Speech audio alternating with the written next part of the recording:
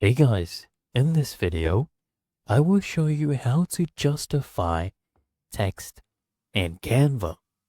So right now, this text is center aligned, so you just go ahead and click on that text that you want to justify. Then here you'll see this. This is the alignment. You can hover over this, right? So I want you to click on this. So if I click on this once, as you can see, this is left aligned. This one here is justified. When you see these lines running across till the end, this is justified. So let me do this again. This is right aligned. This one is center aligned. And this one right here, guys, is justified. So let me just prove it to you. So let me add more text. As you can see, I've added more text as well.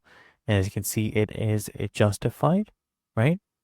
And this one is left aligned. And this one right here is center aligned. Okay. This one is right aligned and this one is justified. As you can see, it is taking up that space to cover the text box.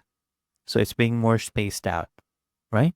And there you go, guys. Really that easy and simple.